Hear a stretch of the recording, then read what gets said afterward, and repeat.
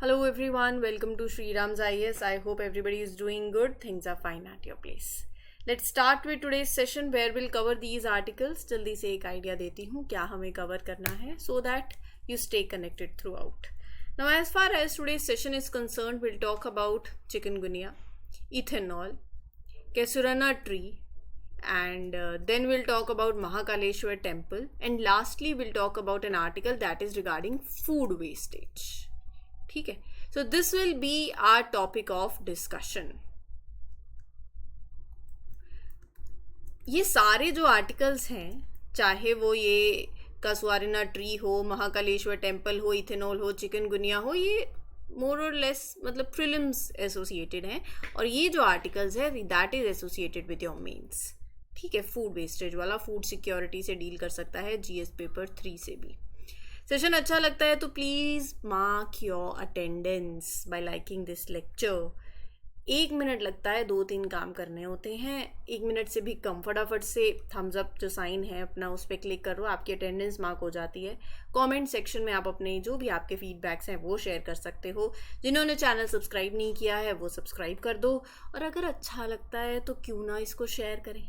Right, so please do share these sessions also. You can trust this platform because Sri Ram's IAS is serving the nation since 1985. Now I read a comment एक in the basically किसी एक session के नीचे मैंने comment देखा था. किसी ने मुझसे ये पूछा था, वन इज़ प्रिपेयरिंग फॉर 2026, तो कब से करंट अफेयर्स हम कवर करना शुरू करें. देखो, अब ऐसा है कि वो बात नहीं रही कि लास्ट के बस 1 साल के करंट अफेयर कवर करो तो बहुत बढ़िया हो जाएगा. वो तो हाँ ठीक है, आपको लास्ट 1 ईयर के तो करंट अफेयर्स पता ही होने चाहिए. बट आई वुड सजेस्ट कि अब यूपीएससी की डिमांड बदल रही है. You should start reading newspapers, you should follow current affairs अभी से ही, ताकि वो एक कनेक्टिविटी बनी रहे. अब न्यूज़ ऐसी नहीं होती है कि कुछ न्यूज़ ऐसी होती हैं कि जो कनेक्टेड होती हैं, 1-2 साल की न्यूज़ कनेक्टेड होती हैं आपस में. राइट, पुरानी कोई जजमेंट है, अच्छा 2015 में ऐसे हुआ था, तो वो 2015 वाला कोई एक जजमेंट आपके काम आती है. अब मेरा कहने का मतलब है कि अब हम सिर्फ 2015 का रेफरेंस, बेसिकली 2025 कहना चाहती थी मैं. तो सिंपल सा अगर मैं इसको आपके लिए रखूं तो 1 साल के करंट अफेयर तो आप याद करना, जून टू जून मतलब वही अगस्त टू मार्च मई तक के जो भी आपके करंट अफेयर्स रहेंगे 2026 के लिए. तो 2025 ऑनवर्ड्स तो आपको कवर करना ही है. 2025 के जो मई से करंट अफेयर शुरू होंगे, मई या जून रफली, तो वो पूरे आपको लेने हैं. बट हाँ, अभी आप ये सेशंस देखते चलो, वो कनेक्टिविटी बिल्ड अपनी करते चलो. राइट, ये काम करना है आपको. So yes, you cover 1 year current affairs, वो तो आपको थरो, आपको पूरे साल में क्या हुआ है वो पता होना चाहिए. अभी वाले जो करंट अफेयर्स हैं that are like you build that connectivity in your mind. जब अपने माइंड को वो एक ऐसा एक फ्रेमवर्क दे देते हो आप, माइंड ओरिएंटेड वैसा हो जाता है, माइंड की ओरिएंटेशन वैसी हो जाती है कि तब आपको वो करंट अफेयर्स कवर करने में टाइम नहीं लगेगा, न्यूज़पेपर पढ़ने में टाइम नहीं लगेगा. राइट, कुछ चीज़ें समझने में टाइम नहीं लगेगा क्योंकि आपने अपना बेस तैयार कर लिया है. So that is the whole scenario. हालांकि हाँ, मैं तो यही बोलूँगी कि अब 1 साल वाला नहीं, you should have an edge. तो 1.5-2 साल के करंट अफेयर्स आपको एक आइडिया होना चाहिए. अब चिकनगुनिया है, चिकनगुनिया अब ये तो है नहीं कि 2025 का करंट अफेयर है या 2024 का करंट अफेयर है, ये चलता आ रहा है. अब हर बुखार आता है, केसेस आते हैं तो पढ़ना पड़ता है.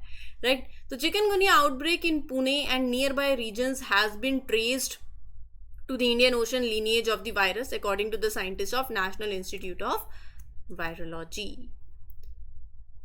क्या कह रहे हैं साइंटिस्ट का ये कहना है at National Institute of Virology कि the virus that is causing the outbreak has evolved from the strains that circulated around the Indian Ocean region. Right, so this genetic variation or the version of the virus, it is different from the other strains, yes, but by identifying this lineage, you can better understand the origin of it, how it spreads, how to develop the effective treatment and preventive measures. Context ये है जिसके चलते हम बात करेंगे chikungunya के बारे में. वायरल डिसीज है, मच्छर के काटने से होती है, and through the bites of mosquitoes that are infected by chikungunya virus. वो मच्छर आपको काटेगा और आपको फिर चिकनगुनिया होगा.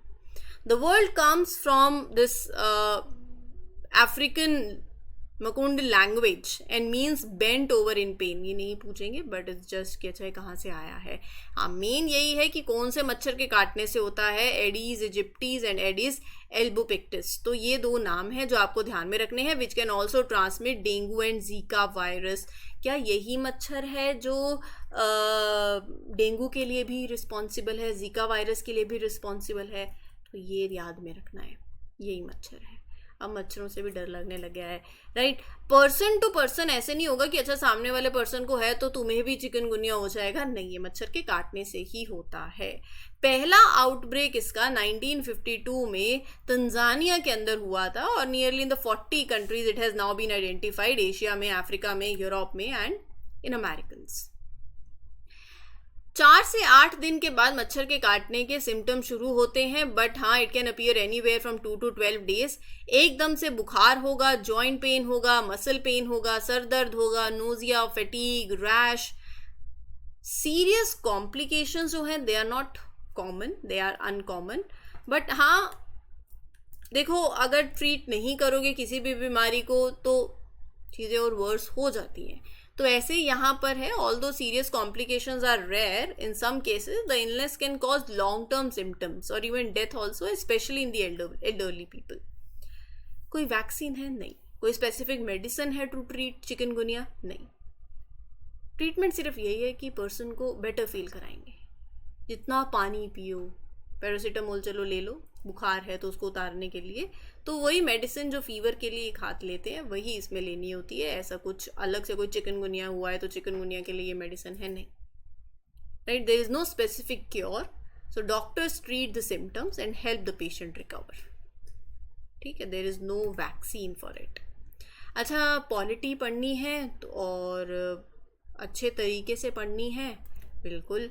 तो पॉलिटी में कोई डाउट आ रहा है, you need a mentor, Shriram's IS is there for you and that too you don't have to pay a single rupee। Free में सेशंस मिल रहे हैं, रेफर कर लीजिए, क्वालिटी कंटेंट है। स्पून फीड सेशंस हैं प्लेटफॉर्म पे, taken by the mentor, you can refer these sessions. ये बेसिकली अगर किसी एक सिंगल करंट अफेयर के टॉपिक में डाउट है तो then you can refer that. ये जो सेशंस मैं लेती हूँ ये डेली न्यूज़ एनालिसिस के हैं, जिसमें हम डेली का जो इंपॉर्टेंट करंट अफेयर होता है वो कवर करते हैं, ठीक है। सब्सटीट्यूट नहीं है spoon feed sessions of daily news analysis. Daily का मतलब डेली होता है और हर दिन आपका सिलेबस ऐड हो रहा है विद करंट अफेयर्स, तो स्किप एक दिन भी नहीं करना। और जो बच्चा एक दिन आके 4 दिन गायब हो जा रहा है, कोई फ़ायदा नहीं है उस चीज़ का, ठीक है जी। 2 लोगों की जान चली गई क्योंकि एक boundary wall near the Mahakal temple in Ujjain Madhya Pradesh के अंदर इट कोलैप्स्ड। बारिश, बहुत तेज़ बारिश होने के चक्कर में ये ऐसा हुआ है। महाकालेश्वर टेम्पल के बारे में पढ़ते हैं। उज्जैन में मध्य प्रदेश के अंदर है, कोई गया है तो बताना। हिंदू टेम्पल है, लॉर्ड शिवा को डेडिकेटेड है। 12 ज्योतिर्लिंग हैं, उनमें से एक है ये। शिप्रा नदी जो है, जो कि एक चंबल की ट्रिब्यूटरी है, उनके बैंक पे ये टेम्पल सिचुएटेड है। उज्जैन नदी के अंदर, उज्जैन सिटी में पड़ता है, मध्य प्रदेश के अंदर। जो रियल एस्टैब्लिशमेंट डेट जो है टेम्पल की, it can not be ascertain, but हाँ, जो अर्लीस्ट रेफरेंसेस हैं to the Mahakal they are from the 6th century BC। जो टेम्पल अभी इस टाइम पे अपनी प्रेजेंट फॉर्म में है, it was reconstructed in 18th century। इस टेम्पल को it is also known as one of the 7 mukti sthal, sacred places of liberation in India, where people believe they can achieve liberation, मोक्ष, जीवन और मरण, मृत्यु के चक्कर से छुटकारा मिल जाएगा। You can free, one can basically liberation, मोक्ष, freeing your soul from the cycle of life and death. Now, as far as this temple is concerned, 5-storied. The main shrine is located underground. This is the architecture. Large open courtyard है that is decorated with beautiful sculptures. Believed it is that it is influenced by the finest sculptures here are influenced by Chalukya, Maratha, Bhumja styles of structural design. Strong stone से जो foundation है, जो platform है temple की, that is made up of. The upper structure of the temple is supported by well-designed pillars are there. यहाँ पर आपको एक impressive lingam sculptures of Lord Mahakaleshwar Shiva देखने को मिलेंगे। The images of Ganesh, Parvati, Kartikeya वो भी हैं, एक वेस्ट में, नॉर्थ में और ईस्ट में। The temple houses a tank that is constructed in Sarvatobhadra style. ठीक है, आर्किटेक्चर है। इससे एक होमवर्क ले लीजिए आज, आर्ट एंड कल्चर से जुड़ा हुआ है, टेम्पल आर्किटेक्चर का स्टैटिक पार्ट आपको कवर करना है।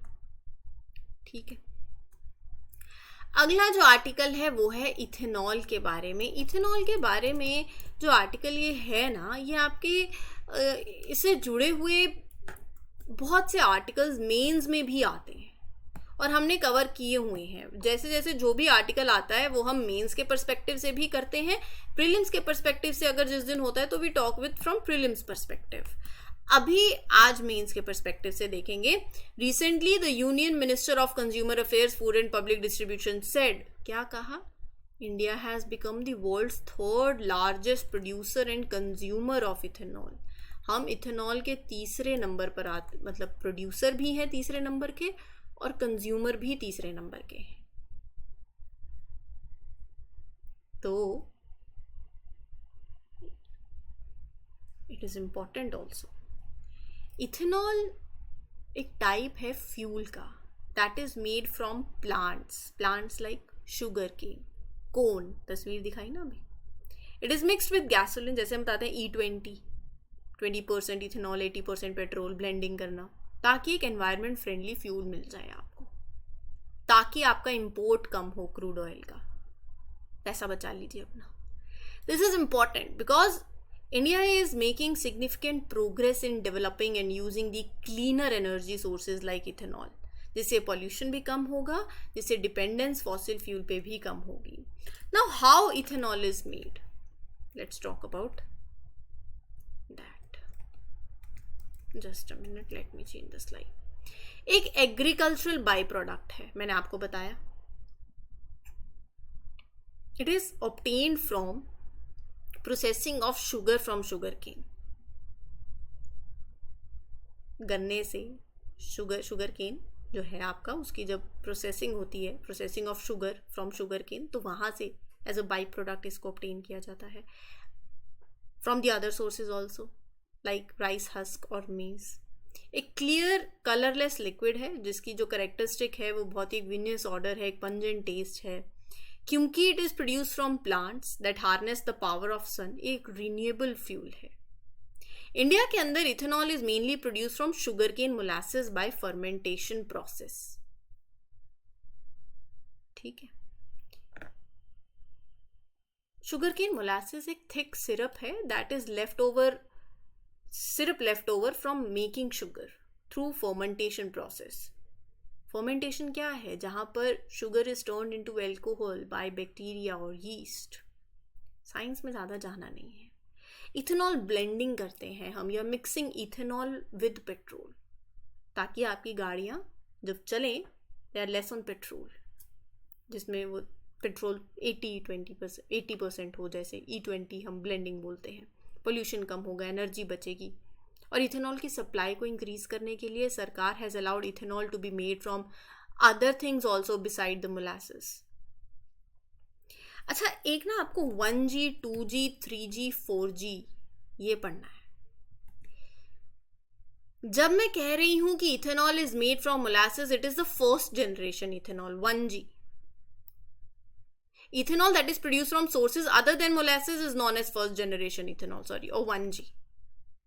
जब इथेनॉल बनता है from materials like rice straw, wheat straw, maize cobs, corn stover, जो लेफ्ट ओवर कोन प्लांट्स होते हैं, sugar cane waste, bamboo, wood, तो वो है 2G। इथेनॉल एक इंपॉर्टेंट केमिकल है that is used in the industries.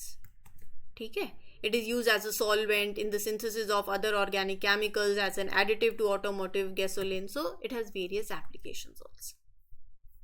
Moving ahead, आधी रोटी खाई आधी छोड़ दी, आधा एप्पल खाया छोड़ दिया, आधा एप्पल खाया 10 दिन तक पड़ा रहा, फूड वेस्ट कर रहे हो।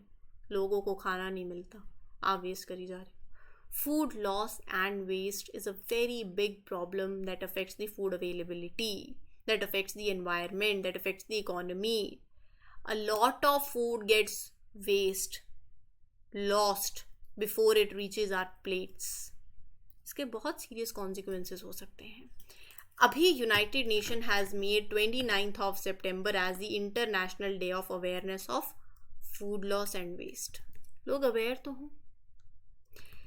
फूड एंड एग्रीकल्चर ऑर्गेनाइजेशन के हिसाब से 2023 की बात कर रही हूँ, 13.2% of the food that is produce globally, it is lost between the harvest and retail. बीच में ही खो जाता है. 17% फूड, ये यूएनईपी ने कहा है, 17% of the food is wasted at stores और when people throw it away at home. मतलब आप ओवरऑल लगाओ तो लगभग 30% हो गया ना total. 30% of the world's food production is lost, is wasted. हर साल होता है. अगर इसका आधा भी सेव कर लें तो हम कितने भूखे लोग जो हैं around the world, we can feed them. ये जो फूड लॉस और वेस्ट है ना, it causes 8 to 10% of the world's green house gas emissions. Climate change में कॉन्ट्रीब्यूट हो गया. Food loss waste uses up 38% of the energy needed to produce food. अगर आप कम कर दो, you can make a very big difference. Are you getting my point? India faces several challenges that leads to food cost. It makes it harder for the farmers and economy. See, there are some of the reasons. Causes क्या हैं? Let's talk about that. Please do write down the points. पहला तो lack of mechanization. See, most farmers in India, they are small, they are marginal. They often cannot afford these machines. And because of this, many farmers, they rely on manual labor for harvesting, for processing crops, जिससे chances बढ़ जाते हैं of losing food. Right? तो एक ये बात है. For example, using the harvesters. Harvester मतलब जो machines है that harvest crops, you can reduce grain loss. Yes, it is. फिर उसके बाद चलो food harvest किया, फिर storage facilities नहीं है proper. You lack, there are inadequate cold chain infrastructure, cold storage facilities, especially जो perishable goods हैं, fruits हैं, vegetables हैं, dairy products हैं. Without that temperature and refrigerating जो चाहिए है, a lot of these crops spoil market में पहुंचने से पहले. और ये प्रॉब्लम बहुत बड़ी है. हॉर्टिकल्चर क्रॉप्स का लॉस कितना होता है हर साल because of the poor cold chain infrastructure. Right. फिर उसके बाद ट्रांसपोर्टेशनल इश्यूज भी हैं और हैंडलिंग इश्यूज भी हैं. पेरिशेबल तो बहुत दूर की बात है, नॉन पेरिशेबल आइटम्स हैं, ग्रेन्स हैं, they get damage during transportation due to poor packaging, due to poor handling. और इससे दिक्कतें क्या आती हैं? इकोनॉमिक कॉन्सिक्वेंसेज हैं इसके. मैसिव फाइनेंशियल लॉस होता है. इंडिया हर साल 1.53 trillion worth of food every year India waste. Huge amount of money that could have been used in better ways. Farmers, they are hit hard by this loss because they cannot easily recover from such losses. They miss out on income they could have earned from selling their crops. GDP पे भी impact पड़ता है. Environment पे, second point, environment पे impact पड़ता है. जो food फेंका जाता है it ends up in landfills. As it decomposes it produces methane, powerful green house gas है. तीसरा एंगल देखो तो सोशल इम्प्लीकेशंस भी हैं जो मैंने आपको बताया, hunger, malnutrition. So these all are the points. Now what are the solutions to address it? Cold chain infrastructure improve करो, technological interventions, policy reforms, educational campaigns, sorry awareness campaigns. So these all things can be done. ठीक है जी. चलिए आगे बढ़े।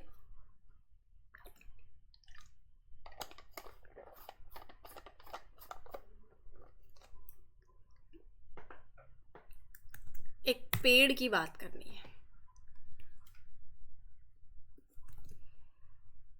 6 years after the destruction that is caused by cyclone Gaza, the plantation of this tree, that is Casuarina, it is now experiencing a revival. Farmers in Tamil Nadu, they are getting ready to harvest their crops for the first time in the 5 years now.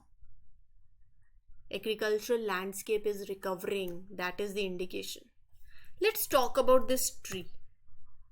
It is native to Australia, but 19th century में it was introduced in India. Now it is also known as Katadi and Saviku. आप इसको जैसे भी pronounce कर सकते हैं. Now there are 4 cultivated species of Casuarina.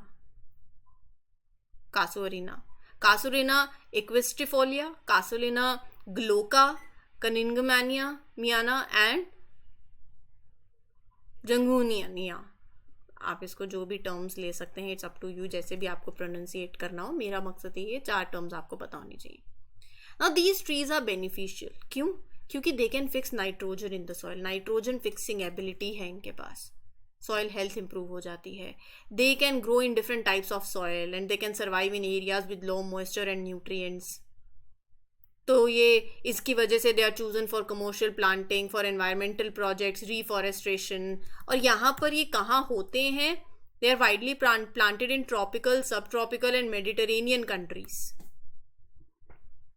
They thrive in variety of climate, 10 degree से 33 degree, 700 to 2000 mm rainfall, and they are suited to light soils,